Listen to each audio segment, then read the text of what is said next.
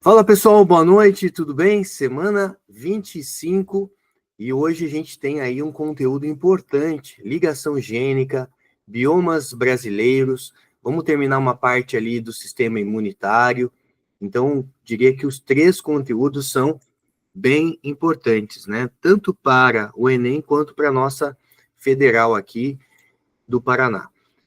Se você está acompanhando pelo nosso planejamento, pelo nosso cronograma, você vai ver que eu fiz uma troca, né? Depois de interação gênica, estava previsto, de acordo com o conteúdo ali que eu uso, né, a parte do poliedro, a sequência, mas eu resolvi puxar a ligação gênica para agora, antes da herança de cromossomos sexuais. E vocês vão entender por quê, né? Normalmente, eu prefiro essa sequência aqui, em que nós trabalhamos primeiro a, a segunda lei, né? Depois a gente vai para algumas situações especiais da segunda lei, que entra a parte de interações gênicas, e aí nós fechamos a interação gênica na semana passada. E aí já gosto de emendar a terceira lei, por quê? Porque quando a gente estuda a segunda lei, ela tem uma particularidade em que os genes estão em cromossomos homólogos diferentes, né? Quando a gente fala de segunda lei, a gente fala, olha, tem um gene A que está no cromossomo 4, tem um gene B que está lá no cromossomo 11. Então, veja, a gente está falando de dois genes que manifestam características diferentes na segunda lei, e esses genes eles são separados. Por quê? Porque um gene A está no cromossomo, o gene B está em outro cromossomo. Então, eles não são homólogos. E aí eu já gosto de trabalhar em seguida a terceira lei para a gente poder ter essa comparação. Qual a diferença da segunda lei para a terceira lei? Bom, a diferença básica é que a segunda lei ainda é uma lei mendeliana. A terceira lei não. Essa ligação gênica, também chamada de linkage, genes ligados, né? Lei de Morgan, lei de Thomas Morgan, linkage, tudo a mesma coisa, tá, gente? Porque tudo envolve o quê? Tudo envolve agora, na terceira lei, genes ligados. Então, vocês que chegaram um pouquinho depois aqui, eu estava conversando com a Maria, né? Que a terceira lei, ela é interessante que a gente estude ela nesse momento, né? Então, eu fiz uma troca ali no nosso cronograma, que hoje, semana 25, a princípio estava previsto para a gente trabalhar a parte de herança sexual.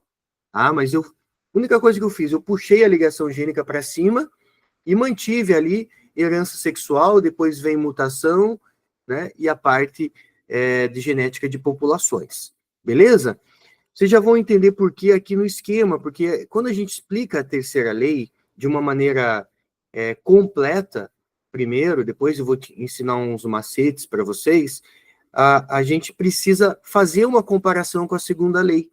Então, como a segunda lei está fresquinha na cabeça de vocês, eu acredito que agora é o momento da gente aproveitar, tá bom? Então, boa noite. Quem chegou aí, eu sei que eu aceitei aqui, foi o Rafael, a Luísa. Então, nós estamos aí com 3 alunos, Luísa, Maria Beatriz e Rafael, tá? Beleza, gente, vamos lá. Hoje vocês viram que eu até sugeri ali, porque abriu possibilidade agora para mim, né, de horários, sexta-noite, sábado de manhã, mas assim, eu vou priorizar vocês que estão no ao vivo aqui comigo, principalmente, né, que eu sei que vocês estão sempre acompanhando ao vivo. Quem assiste gravado, indiferente se vai ser quinta, né, a maioria ali colocou tanto faz, porque eles acabam assistindo gravado, né, então tanto faz ser na quinta-noite, ser na sexta-noite, ser no sábado de manhã. Então, eu priorizando quem está aqui comigo no ao vivo, eu acabo, né, não mexendo no planejamento de vocês. Então, pelo que eu entendi ali, a gente vai manter a quinta mesmo, tá bom? Já deixo esse spoiler aqui, mas olhando ali, eu não olhei agora no fim da tarde, mas vocês responderam mais rapidamente ali, então, aparentemente, não tem, né, por que a gente fazer essa mudança. Me gerou essa preocupação, né, falei, cara, será que não está cansativo para eles? Mas caso, né, fique cansativo, fica aí essa possibilidade, né? Eu estou com disponibilidade na sexta e também na sexta-noite e também no sábado de manhã, tá bom? Então seguimos, minha gente, vamos lá. A terceira lei, como eu disse, né, chamada de ligação gênica. Então vamos colocar o nosso slide aqui, ó. Terceira lei não é a lei de Mendel, né? A terceira lei é a lei de Thomas Morgan. Então, por isso conhecido como lei de Morgan. Morgan, então, foi um outro cientista que vai dar continuidade aos estudos da genética depois que o Mendel morre, né? E ele foi feliz também, assim como Mendel escolheu as ervilhas e foi feliz ao escolher as ervilhas, porque elas têm características tudo ou nada, né? Ou a ervilha amarela, ou a ervilha verde, ou a ervilha é lisa, ou rugosa, ou a planta é alta, ou a planta é baixa, ou tem flores axiais, ou tem flores terminais, né? Flores terminais são flores que ficam mais em cima da planta, axiais são aquelas mais laterais, né? Lembre-se de axila, né? Então, mais lateral do corpo da planta. E o Thomas Morgan, ele vai estudar as moscas de frutas. E essa mosca de fruta, gente, é aquela mosquinha que quando você compra banana, principalmente, ela aparece na casa da gente. Parece que ela já vem junto com a banana, né? Se você tiver banana madura, piorou, né? Porque quanto mais maduro está um fruto, mais etileno ele libera. E esse etileno ele acaba se difundindo no ambiente e isso atrai o inseto, né? Então, como que o inseto sabe que eu comprei banana, né? O inseto vem pelo etileno. O etileno se difunde, principalmente a banana libera muito etileno. E a parte da banana que libera etileno, gente, é aquela parte mais escura, né? Da penca da banana ali. Então, o que a gente pode fazer? A gente pode cortar aquela parte da penca da banana, deixar só a banana com um talozinho ali, ou até pegar um pedaço de plástico, filme, e enrolar naquela parte da penca da banana para que ele concentre o etileno ali e esse etileno não seja difundido pelo ambiente, né? Essa é uma forma até de você atrasar o amadurecimento da banana. Quando você arranca aquela parte, né? Deixa eu ver se eu consigo fazer um desenho aqui para representar para vocês. Vamos imaginar que aqui é aquela parte mais preta lá da banana, aí tem o talozinho aqui da banana, e aí vem ali a banana aqui, né? Aí mais uma banana aqui, e aí vem aqui a banana aqui. O que a gente pode fazer? A gente vem aqui e corta essa parte, né? Corta essa parte. Então você mantém a banana ainda lacrada, fechadinha, né? Mas você elimina essa parte de cima aqui, que é a parte que libera muito etileno. Então fica sem essa parte de cima, fica só a banana ali, né? Ó. E daí essa banana ela demora mais para amadurecer, porque ela acaba liberando menos etileno, já que o etileno é o hormônio do amadurecimento, tá? E aí a gente consegue não atrair tantas moscas em casa. Essa mosca de fruta é importante que de repente vocês saibam até o nome científico dela. O nome científico dela é Drosophila com PH, né? Drosophila melanogaster. Melanogaster. Então, o gênero Drosophila, o epíteto específico Melanogaster, nome científico Drosophila melanogaster, ou seja, moscas de frutas. E aí, galera, o Thomas Morgan, né? Então, lei de Morgan, ligação gênica, genes ligados, ou do inglês, genes ligados, ligação gênica, a gente traduz para o inglês aí, linkage, né? Genes ligados. Beleza? Assim como as ervilhas, aqui também tem características tudo ou nada, minha gente. Então, você vai ver o quê? Essas moscas de frutas, ou ela tem antena curta, ou a antena é longa. Ou a asa é curta, ou a asa é longa. Ou a perna é curta, ou a perna é longa. O corpo pode ter a coloração preta, o corpo pode ter uma coloração cinza. O olho pode ser roxo ou pode ser vermelho, mas o olho também pode variar para o marrom ou para o vermelho. A asa pode ser vestigial ou a asa pode ser normal, tá? Giovanni, qual a diferença de asa longa e asa curta, asa vestigial e asa normal? Veja, normalmente, de maneira geral, eles vão trazer nos exercícios asa vestigial como se fosse uma asa curta, tá, gente? E a asa longa como se fosse a asa normal. De maneira geral, é assim que eles tratam nos exercícios. Mas tem diferença, porque a asa mais longa, o gene da asa mais longa, ele fica num outro cromossomo em relação ao gene da asa normal, tá? O gene da asa curta é uma asa curta, mas ela ainda é funcional. Já a asa vestigial, ela já não é mais funcional. A mosca que tem asa vestigial, ela tem uma deficiência, ela não consegue voar, tá? Mas isso é uma exceção no nosso pensamento aqui. De maneira geral, a não ser que o exercício enfatize para vocês, tá, gente? É muito difícil que isso aconteça, porque de maneira geral eles vão tratar asa vestigial e asa curta como a mesma coisa, tá? A não ser que ele fale para vocês, ó, asa vestigial, ou seja, essa asa, ela não é funcional. Mas, assim, como eu disse, de maneira geral, asa longa é tratada como asa normal e a asa curta é tratada como asa vestigial. Mas, como eu disse, tem diferença, né? É mais ou menos como você pensar assim, tem um indivíduo branco e tem um indivíduo albino. O indivíduo branco ainda produz melanina, ainda pigmenta a sua pele, pouco mais pigmenta. Já o indivíduo albino, ele não pigmenta a pele, né? Então, ele tem o melanócito, mas ele não produz o pigmento, né? Então, esse indivíduo albino tem o melanócito, mas não produz o pigmento. É mais ou menos isso. Então, o indivíduo que tem asa curta ainda ainda voa, né? É funcional. O indivíduo asa vestigial não voa, tá? Mas como eu disse, você só vai se preocupar com isso. Ah, mas qual que era aquele papo mesmo da asa curta, asa vestigial? Asa vestigial é a asa curta, a não ser que o exercício enfatize para vocês que tem uma asa curta que é funcional e uma asa vestigial que não é funcional, tá bom? Mas como eu disse, para nível de ensino médio, a gente fica nessa comparação mais geral, tá bom? E aí, a gente vai agora para a explicação. Qual a diferença da terceira lei? O que Thomas Morgan detectou que o Mendel não chegou a detectar? O Thomas Morgan, ele percebeu, né, a questão do crossing over. O Mendel não estudou crossing over, galera. O Thomas Morgan, ele vai estudar dois genes que estão ligados no mesmo cromossomo. Então, entenda, se esse cromossomo azul é o cromossomo 1 que você recebeu do seu pai, esse cromossomo vermelho, ele é homólogo daquele azul. Ou seja, esse vermelho é o cromossomo 1 que você recebeu da sua mãe. A gente pode até fixar o número 1 em cima dele, né? Giovanni, por que você escolheu o número 1? Sei lá, pode ser o 5, gente, né? Eu falei 1, mas vamos chutar aqui, sei lá, esse cromossomo aqui pode ser o 5 que você recebeu do seu pai, esse aqui pode ser o cromossomo 5 que você recebeu da sua mãe, né?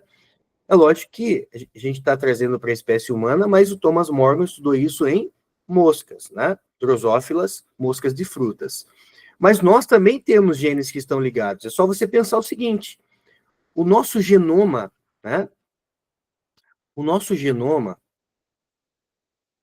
você recebe um genoma praticamente do seu pai e você recebe um genoma praticamente da sua mãe, né? Da mãe. Por quê, Giovanni? Porque, veja, se eu recebo um cromossomo 1 do meu pai, eu recebo um cromossomo 1 da minha mãe. Esses cromossomos são iguais. Se eu recebo um cromossomo 2 do meu pai, eu recebo um cromossomo 2 da minha mãe. Um 3 do meu pai, um 3 da minha mãe. Um 4 do meu pai, um 4 da minha mãe. Então, entenda, gente, que quando os cientistas eles vão estudar os genes, o gene que tem aqui no cromossomo 1 do pai, ele é o mesmo gene que tem no cromossomo 1 da mãe. Ou seja, se nesse loco gênico aqui está o cromossomo A, está o gene A, nesse loco gênico aqui também está o gene A. Lógico que ele pode ter variações alélicas, né? Aqui pode estar o A dominante, aqui pode estar o A recessivo. Mas vamos supor que o gene A determine a cor do olho, né? Então, aqui você tem nesse loco gênico o gene A, que determina a cor do olho. Aqui você tem nesse loco gênico um gene que determina a cor do olho. Ou seja, esses genes eles são iguais no sentido de fenótipo, no sentido de característica fenotípica, né? Ou seja, determina a cor do olho. Então, quando a gente fala de genoma, gente, não é 46. O genoma humano não é formado por 46 cromossomos. Porque esse 1, ele é igual a esse. Esse 2 é igual a esse 3 é igual a esse 4 é igual a esse. Então, quando a gente fala de genoma, E aí a gente vai chegar lá no cromossomo 22, o 22 do pai é igual ao 22 da mãe, né? E quando a gente chega lá no par, né, 23, você tem do pai pode vir tanto um X quanto um Y, né? Da mãe, somente X. Então, ou o pai tem um espermatozoide com cromossomo X, ou o pai tem um espermatozoide com cromossomo Y. Lógico que o pai só vai ter espermatozoide, a princípio, né, que sejam saudáveis, com 23 cromossomos. Então, são 22 cromossomos autossômicos, mais um cromossomo sexual, que pode ser o X ou o Y, tá? Totalizando 23. Então, quando a gente fala de genoma humano, são quantos cromossomos? No homem, são 24. Na mulher, 23. Por quê? O genoma da mulher sempre vai ter o X. Então, a mulher, o genoma de uma mulher, ele equivale a quê? A 22 cromossomos autossômicos mais o cromossomo sexual, que sempre vai ser o X, né? Já no caso do homem, né, você tem ali ainda o X, que é um cromossomo sexual, e o Y, que é um cromossomo sexual. Então, você vai ter genes no cromossomo Y que a mulher não tem, né? Porque a mulher não tem esse Y. Então, quando eu falo de genoma, professor, o genoma são quantos cromossomos? O certo é falar 24, gente, né? O genoma da espécie humana atual, né, o Homo sapiens, o certo é falar 24. Por quê? 22 são iguais. Mas aí tem o X, que não é totalmente homólogo ao Y. Então, eu preciso estudar quais são os genes que tem no cromossomo X e quais são os genes que tem no cromossomo Y. Então, é 22, mais o que tem de gene no X, mais o que tem de gene no Y, tá? E eu estou te falando isso para você entender o seguinte: a espécie humana tem em torno de 23 mil genes. Na verdade, é 23.310 genes, tá? Olha que interessante. Se o genoma humano é formado por 24 cromossomos, tô falando de genoma, né? 24 cromossomos, a gente tem que distribuir 23 mil genes dentro desses 24 cromossomos. Então, galera, é como se você tivesse em cada cromossomo mais ou menos em torno de 1.000 genes que estão ligados. Né? Cromossomo 1 tem em torno de 1.000 genes, cromossomo 2 tem quase 1.000 genes, 3 quase 1.000 genes. Né? Então, olha que interessante, né? Quando a gente fala, tem mais de um gene em cada cromossomo? Tem, pode chegar a perto de 1.000, né? A perto de 1.000 genes para cada cromossomo, né? Então, quando a gente fala, olha, esses genes eles estão no mesmo cromossomo, existe possibilidade para isso, né? Então, se eu pego aqui, vamos supor, o cromossomo 5 que eu recebi do meu pai, ele é homólogo ao cromossomo 5 que eu recebi da minha mãe. Homólogo significa que aqui, se aqui tem o gene A, aqui também tem o gene A. É lógico que ele pode ter essa variação alélica. Pode ser um Azão ou pode ser um Azinho, né? Se aqui tem um gene B, no cromossomo que eu recebi da minha mãe, também vai ter um gene B, que agora determina, sei lá, a cor de pele, né? Então, esses dois genes, eles estão ligados, gente. Eles estão no mesmo cromossomo. Diferente da segunda lei. Na segunda lei, você tinha, por exemplo, isso aqui, ó. Você tinha lá o gene A, aqui, né? E o seu alelo, aqui. E você tinha o gene B em outro cromossomo, né? Então, quando ele ia segregar, que acontecia lá a meiose, ele poderia formar um gameta Azão e Bzão, ele poderia formar um gameta Azinho e Bzinho. Mas quem garante que ele vai estar nessa posição? Quem garante que ele não está invertido aqui? Então, ele ainda poderia formar a gameta Azão com Bzinho e ainda poderia formar a gameta Azão com Bzão. Qual a chance de formar cada um desses gametas? É 1/4 ou 25%. Isso era a segunda lei, né? Agora, na terceira lei, isso não acontece. Por quê, Giovanni? Porque os genes estão ligados. Olha só que interessante. Se os genes estão ligados, quer dizer que eles segregam juntos. Então, vamos entender. O que o Morgan fez, gente, ele percebeu que ocorre a duplicação do DNA. Lembra da intérfase? Lá na fase S da intérfase, No período S da intérfase acontece a duplicação do DNA. Como que eu representei essa duplicação do DNA? O que era um cromossomo, um bastãozinho simples, virou agora um bastãozinho duplicado. Então, isso daqui, gente, ó, é uma cromátide, isso daqui é outra cromátide, né?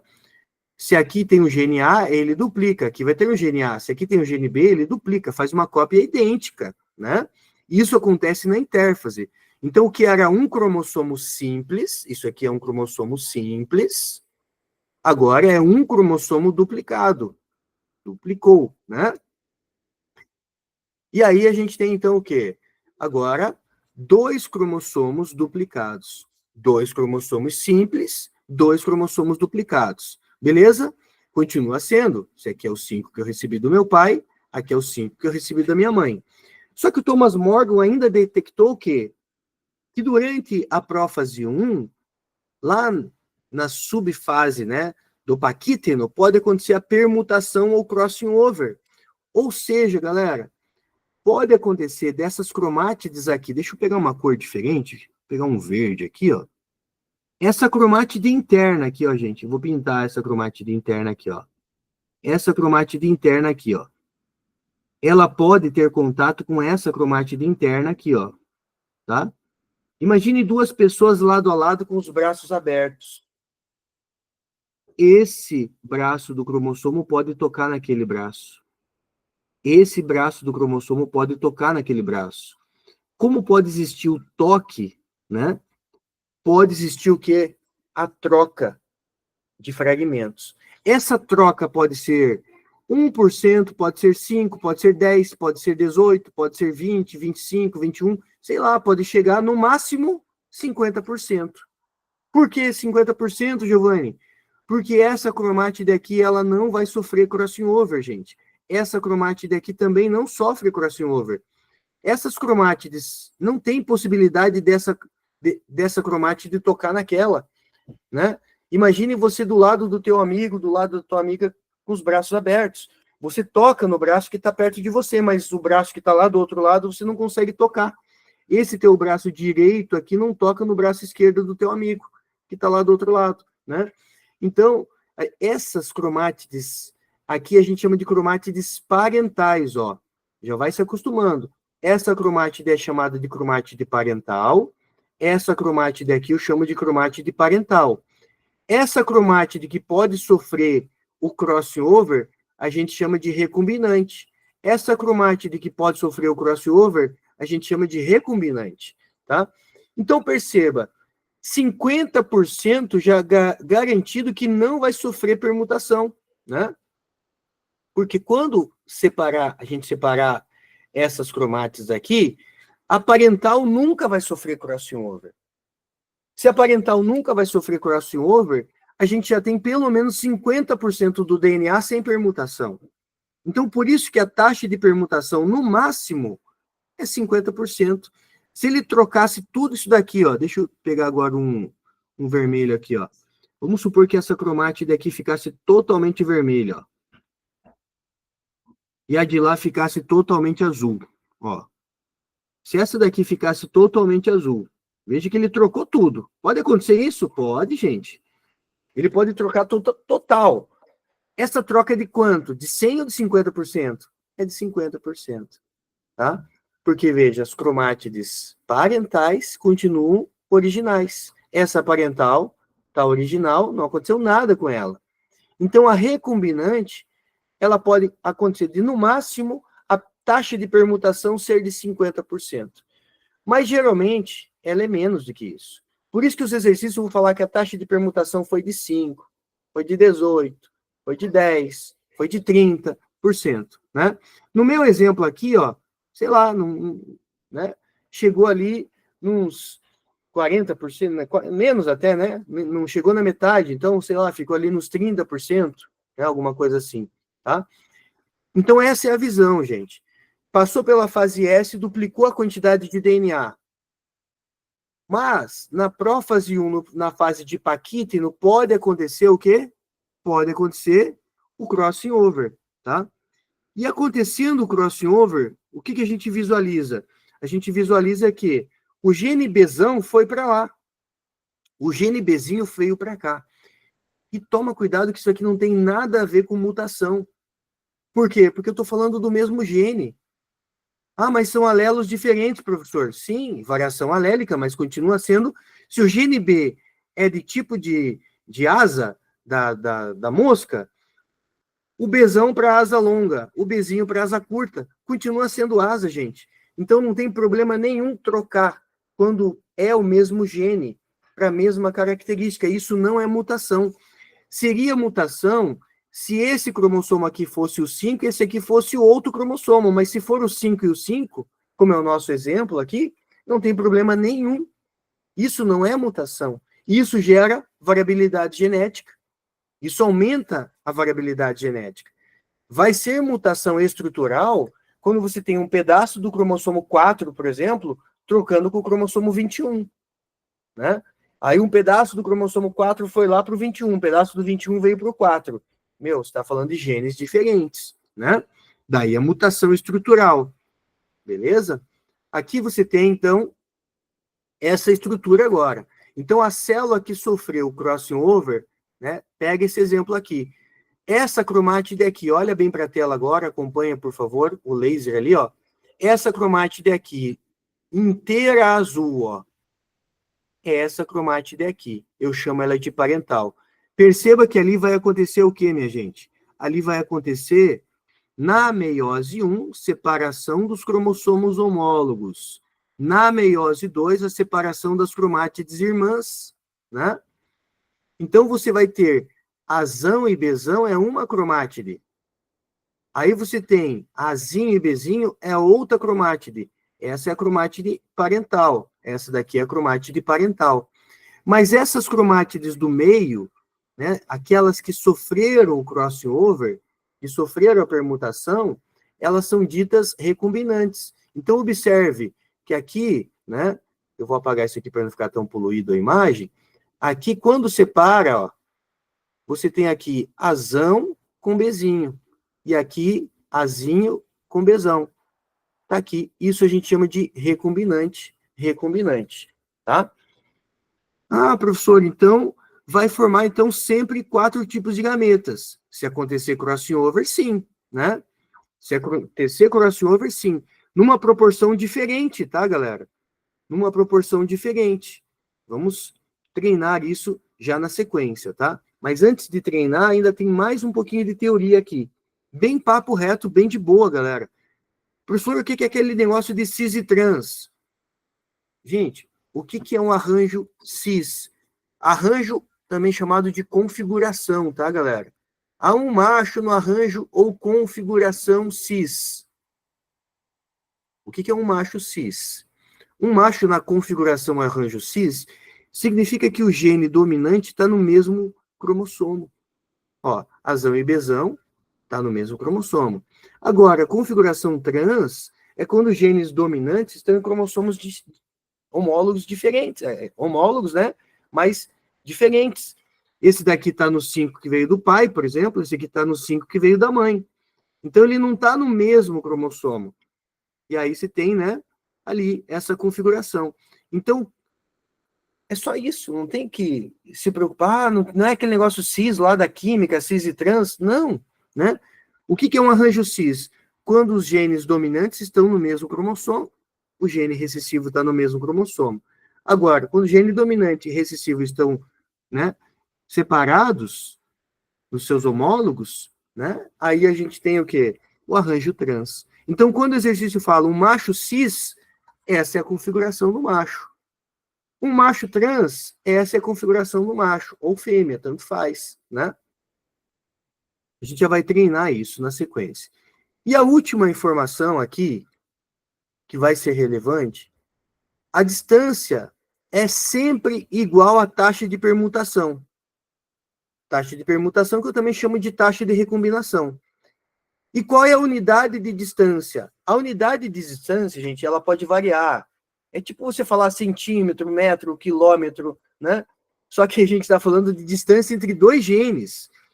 Então, em homenagem ao Morgan, a gente pode chamar essa distância de morganídeo, 10 morganídeo, 10 unidades de Morgan, 10 unidades de recombinação, 10 centimorgan, né? Então, unidades para distância, gente, isso aqui pode variar bastante, tá?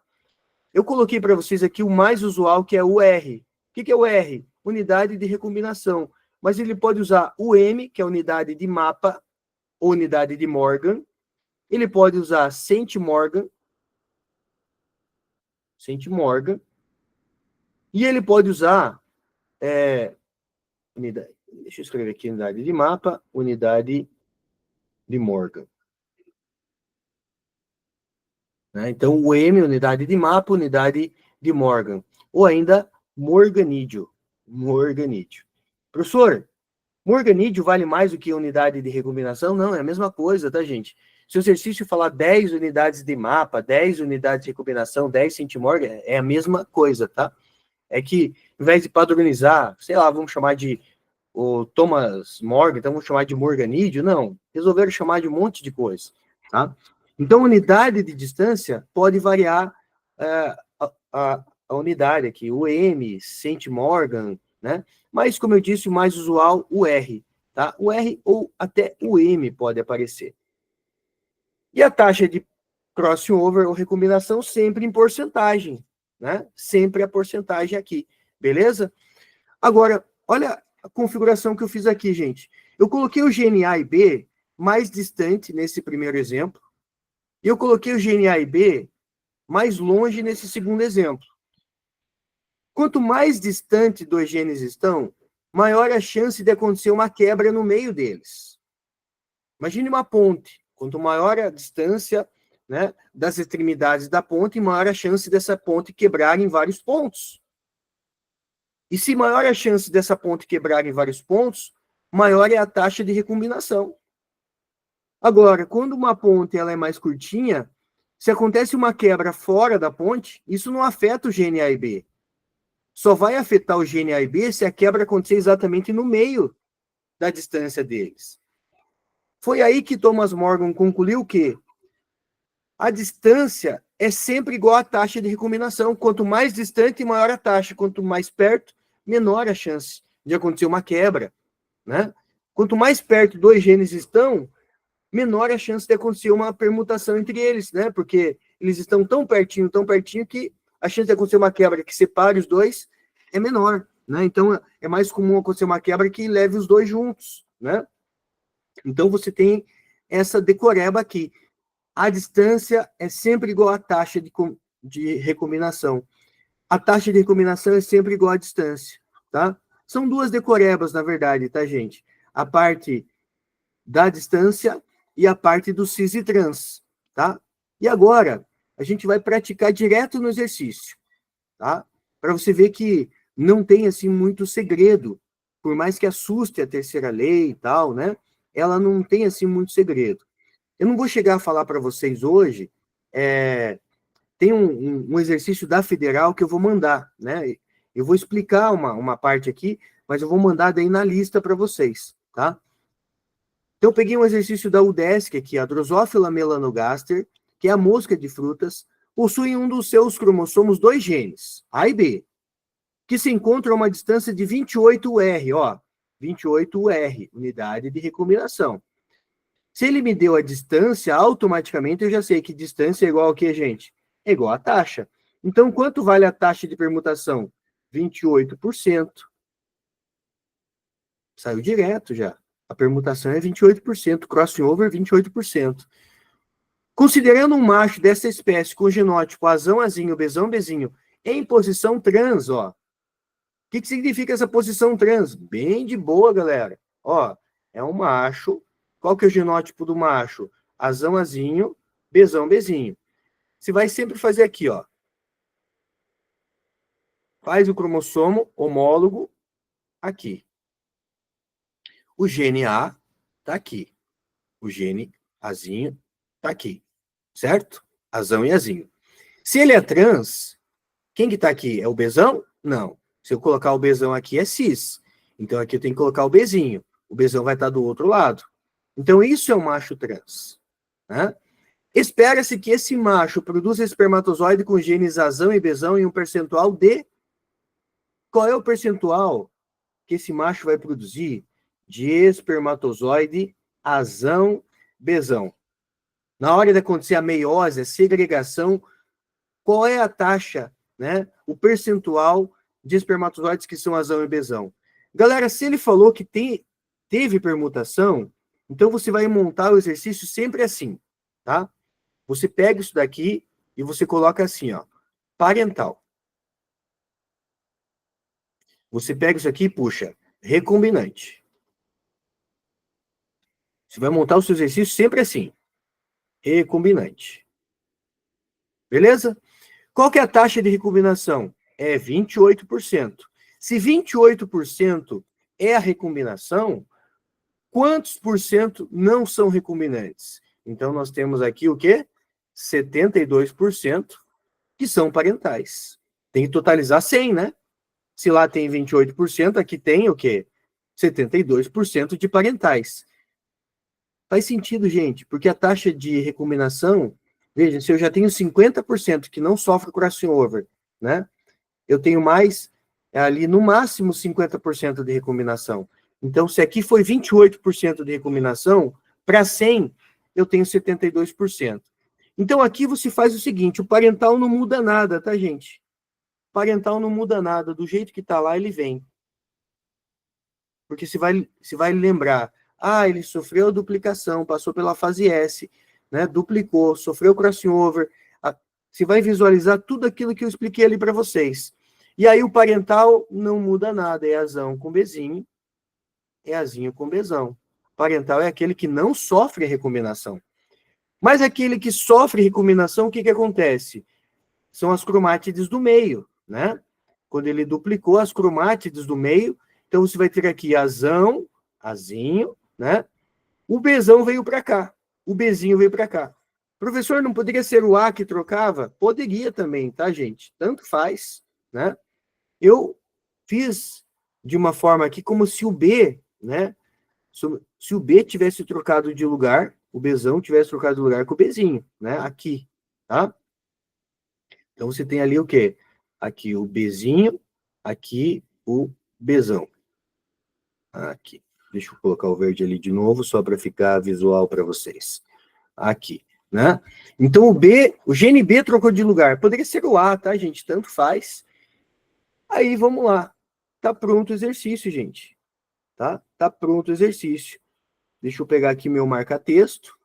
Veja, ele quer saber, espera-se que esse macho vai produzir espermatozoide azão, bezinho, azão com bezão, azinho com bezão e azinho com bezinho.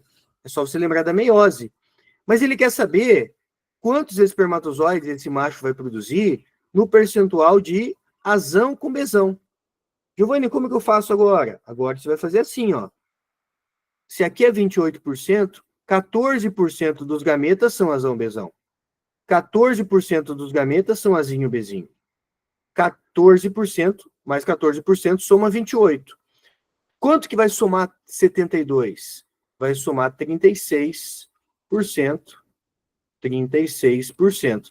Se ele quisesse saber quantos que o macho produz de azão com bezinho, a resposta seria 36%. Né? Mas ele quer saber quanto que esse macho vai produzir de gametas, de espermatozoides azão-bezão. Então, a resposta, galera, é 14%. Tá? Então, aqui nós praticamos o quê? A distância é igual à taxa. E já entendemos o que é uma configuração trans. Beleza? Ficou alguma dúvida nesse exercício, antes da gente partir para o próximo? Beleza? Tudo certinho aí? Maravilha, então. Seguimos. A diferença desse exercício da UDESC para esse aqui é que esse daqui ele não vai falar se o macho é cis, se o macho é trans, se é fêmea cis, fêmea trans. Ele já me dá o genótipo do macho visualmente e o da fêmea também, tá? Professor, no exercício 1 ele falava só do macho, agora tem um macho e uma fêmea. E aí? Tem um dos dois que não vai interessar para nós. Sempre, quando ele dá o macho e a fêmea, um dos dois não vai te interessar. Por quê? Vamos lá. Pensa comigo, gente. Se esse azinho trocar de lugar com esse azinho muda alguma coisa? Não. Se esse bezinho trocar de lugar com esse bezinho muda alguma coisa? Não. Então, Faz sentido eu pensar em crossover desse macho? Nenhum. Porque se esse macho sofrer um crossover, vai trocar Bzinho com Bzinho. Não muda nada. Azinho com Azinho. Não muda nada. Então, esse macho só vai formar espermatozoide em qual configuração? Esse macho só vai formar um tipo de espermatozoide. Azinho, Bzinho. A frequência de recombinação entre os locos Azão e Bzão é de 10%. Então, ele já está me dando a taxa de crossing over de 10%. Esse 10% é a taxa de crossing over, né? Mas não faz sentido pensar nesse crossing over no macho. Então, a gente vai se preocupar com a fêmea aqui.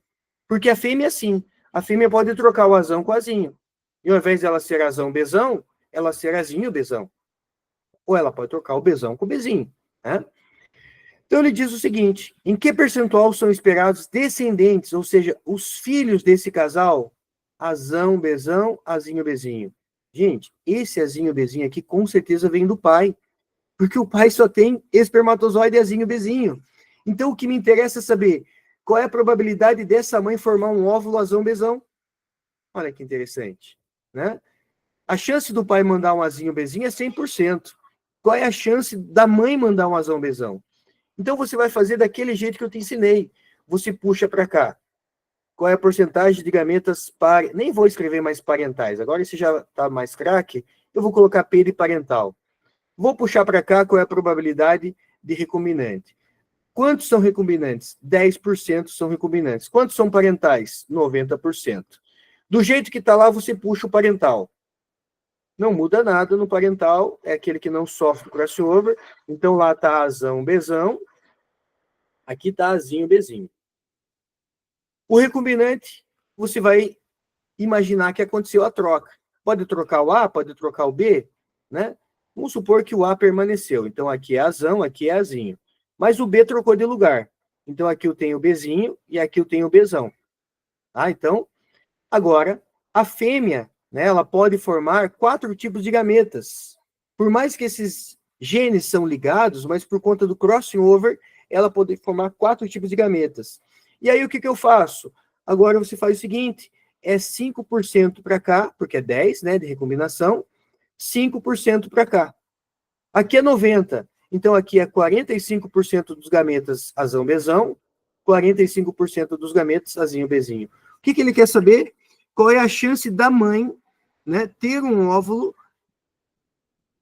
É aqui, azão-Bzão. A chance da mãe ter um óvulo azão-Bzão, que isso aqui veio da mãe, né? Isso aqui não vai fazer o marca-texto. A chance da mãe mandar um azão-Bzão é 45%. Então, a resposta, né? Letra C, 45%. Aqui. Tranquilo, gente? Então, é o mesmo raciocínio, só que eu digo que esse daqui ele é um pouquinho mais fácil, tá?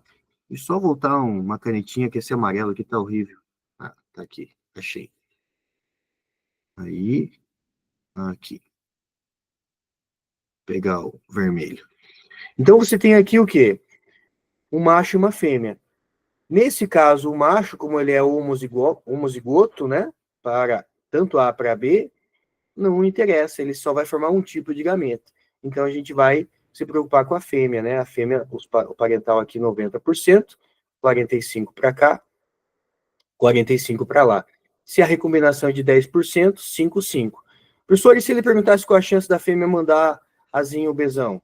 Era 5%, né? Se fosse azão com Bzinho, 5%. Se fosse azinho ou Bzinho, 45%. Beleza? Vou colocar mais uns 2 exercícios para vocês praticarem na lista, ok? E agora, para a gente fechar essa frente A gente tem o que eu chamo de mapas cromossômicos. Isso aqui, gente, quase não cai no vestibular. Mas quando cai, não dá para errar, porque é muito fácil isso daqui. Parece coisa de outro mundo, mas é muito, muito fácil. Você vai ver. Uma espécie de tomateiro apresenta 4 genes: azão, Bzão, Ezão e Fzão, ligados a um determinado cromossomo, que determina a cor e a textura das folhas, a morfologia do fruto e as cores do caule.